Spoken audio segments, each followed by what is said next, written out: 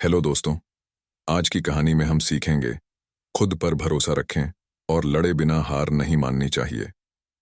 चलो शुरू करते हैं। आप सभी को एक्टिव बासु यूट्यूब चैनल में स्वागत है। एक राजा के राज्य पर कई शत्रुओं ने एक साथ आक्रमण कर दिया। राजा के सेनापति ने कहा कि हमारी हार तय है। तब राजा ने एक संत को सेनापति बना दिया। पुराने समय में एक राजा के पड़ोसी राज्य उसका राजपाट हड़पना चाहते थे।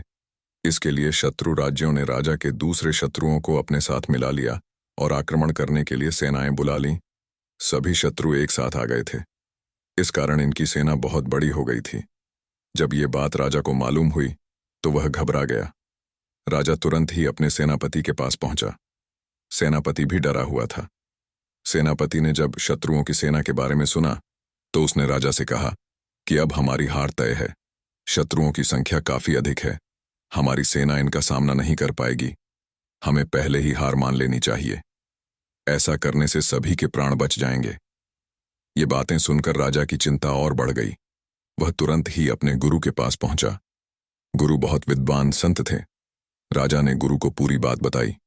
संत बोले कि राजन, सबसे पहले तो उस सेनापति को कारागार में डाल देना चाहिए। सेनापति का काम होता है सेना का उत्साह बढ़ाए, लेकिन ये तो सेना का मनोबल ही कमजोर कर रहा है। राजा ने पूछा कि अगर हम सेनापति को जेल में डाल देंगे तो सेनापति किसे बनाएंगे?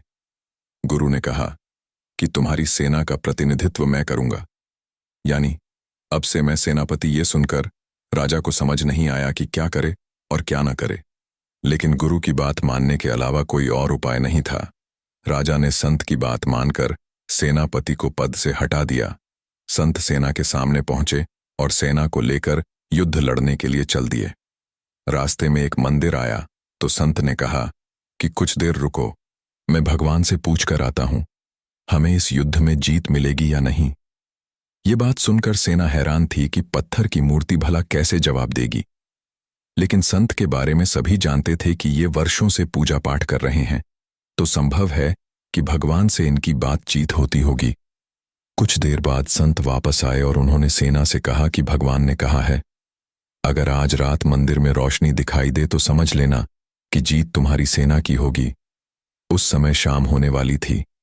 पूरी सेना रात होने की प्रतीक्षा करने लगी। जब अंधेरा होने लगा तो सभी सैनिकों ने देखा कि मंदिर में रोशनी हो रही है। ये देखते ही पूरी सेना का मनोबल बढ़ गया और सभी कहने लगे कि भगवान भी हमारे साथ है, जीत हमारी ही होगी। अगले दिन पूरे मनोबल के साथ सेना शत्रुओं पर टूट पड़ी। कुछ ही दिनों में शत्रुओं की सेना की हालत बहुत ज्यादा खराब हो गई। कुछ सैनिक मैदान छोड़कर भाग गए और कुछ ने आत्मसमर्पण कर दिया। इस तरह राजा की सेना युद्ध जीत गई।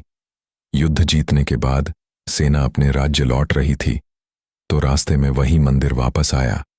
संत ने सैनिकों को बताया कि उस दिन मैंने यहां एक दीपक जलाया।